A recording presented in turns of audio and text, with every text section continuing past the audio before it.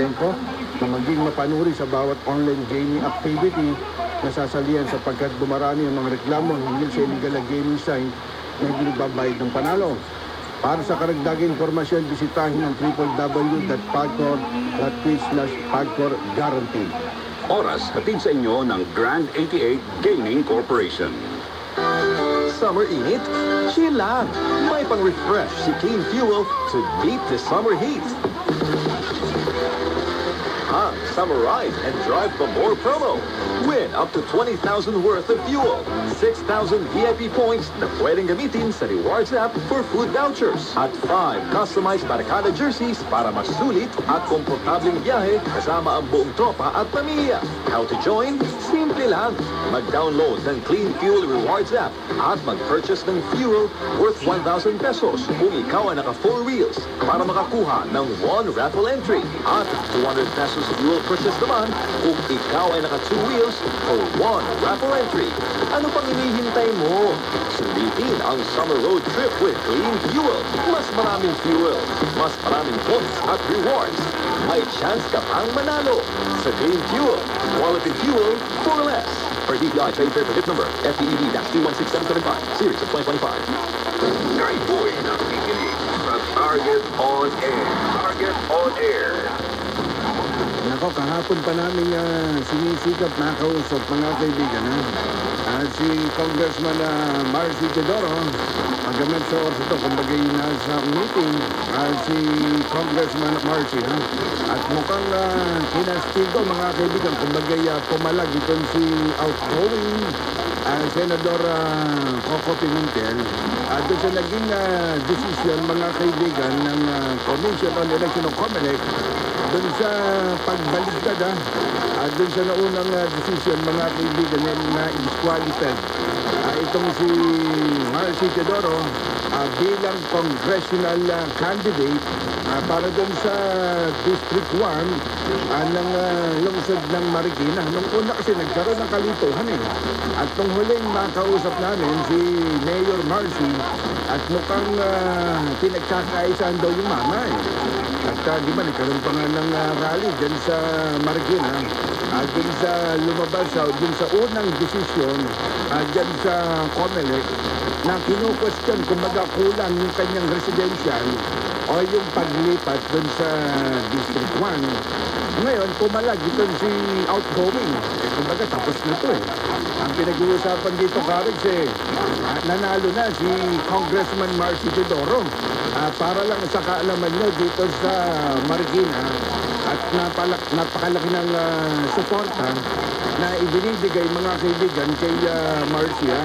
Kaya doon sa naging desisyon ng COMELEC mga kaibigan, kumbaga nung una ang plano ipag-disqualified kahit doon si Marcy.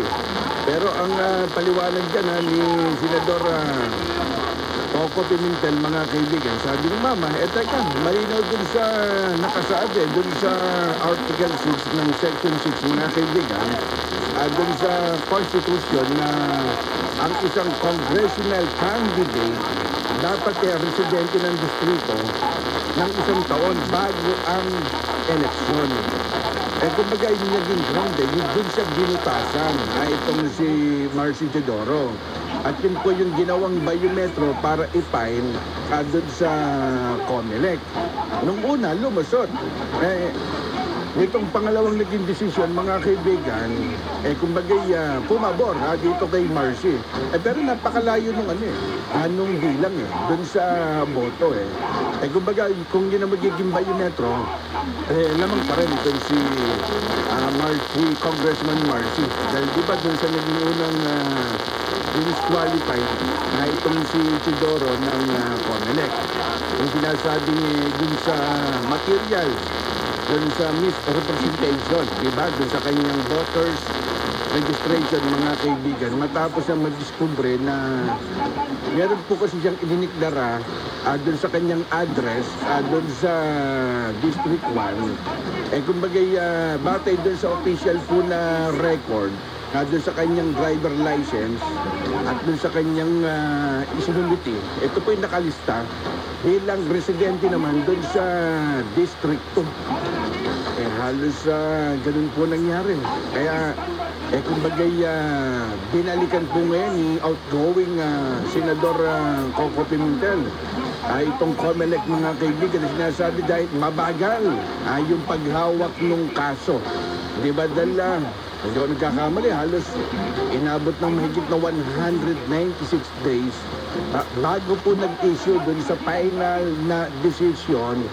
Kaya ang ginawa dito ng RTC, Branch 12, kung hindi ako nagkakamali ang ginawa ng Manila Regional Trial Court dun sa pagharap mga kaibigan, ang problema kasi nito dito sa lungsod ng Marikina, sabihin na po natin, alam niyo talagang mahirap tibagin itong si Mayor Marcy Teodoro. Kasi ilang beses na po namin nakakausap to Kaya marami nga nagulat At kakaharap siya, hindi namin sukat nakalait na dito pala residential, dito pala bumoboto. Itong si itong si Coco Pimentel.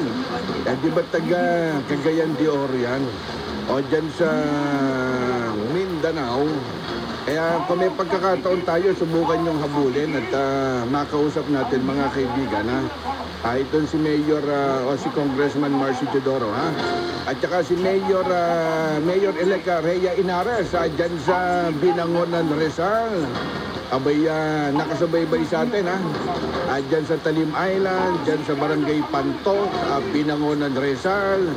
Abay, kamakailan dumako tayo dyan sa Binangonan At lagi pala silang nakasubaybay dito sa programa natin Oras sa buong Pilipinas 3:09 ng hapon. Oras atin sa atin ng Bagrat Clean Fuel. Panatiling masaya ang paglilibang, magtakda na oras at limitahan ang gastos sa paglalaro. Huwag magsugal kung nalulungkot. Huwag hayaang makasira ng buhay at pamilya.